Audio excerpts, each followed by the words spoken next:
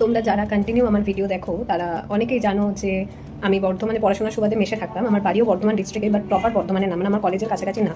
তো তার জন্য আমাকে মেস বলতে একটা আন্টিদের বাড়িতে ভাড়া থাকতাম। ওনারা যথেষ্ট ভালো। প্রায় 1 বছর, মানে অলমোস্ট বলাই যায় 1 বছর 11 মাস মতো, আর হয়তো 1 মাস হলেই হয়েই যেত 2 বছর। আমি যে রুমটায় থাকলাম সেই রুমটা থেকে আজ চলে যাচ্ছি, মানে সেই রুমটা আমি ছেড়ে দিচ্ছি, কারণ আমার কোর্স অলমোস্ট কমপ্লিট।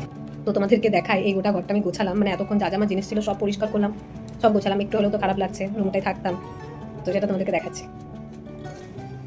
এই যে কী কী হয়েছে, এই একটা ব্যাগ আছে, এই একটা বড় ট্রাঙ্ক, এই একটা পুটলি ব্যাগ, এই একটা ব্যাগ, এই একটা বড় ট্রলি, বালতি, মগ, এইদিকে আমার তোষকটা বাঁধা আছে, এটা আমার ব্যাগ। আচ্ছা, বাদ বাকি এখানে যা যা জিনিস ছিল সব ফাঁকা করে দিয়েছি, এগুলো সব ফাঁকা, তাক টাক সব ফাঁকা। আর মশারিটা নিতে হবে, মশারিটা যা হালত, ভাবছি নেবো কি নেবো না, বাট নিয়ে যখন এসেছি নিতে তো হবেই।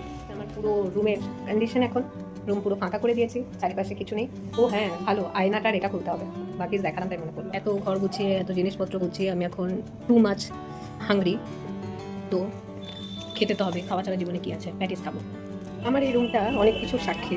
এই রুমটা থেকেই আমার বাবার হার্নিয়ার অপারেশন হয়েছে, আমার মা, দিদি, আমি সবাই তখন ছিলাম এই রুমটায়। এই রুমটা থেকে মায়ের যখন গাইনোকোলজিক্যাল প্রবলেম হয় তখন এখান থেকে মাকে ডাক্তার দেখানো। তারপর তো আমার তো নিত্যদিনের থাকার জায়গা ছিলই, এখান থেকে ডিউটি যেতাম, এখান থেকে কলেজ যেতাম, সব কিছুই। বর্ধমানে থাকার সুবাদ বলতে গেলে এটাই আমার ঠিকানা ছিল।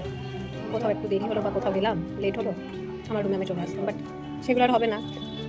এটাই যা, জীবনের সব কিছুরই তো শেষ আছে, একটা শেষ থেকে আর একটা নতুনের সূত্রপাত হয়। আবার হয়তো ইন ফিউচারে অন্য কোথাও, অন্য জায়গায় আবার এইভাবে একাকি থাকতে হবে, সেটা হয়তো বর্ধমান শহর না, অন্য কোথাও।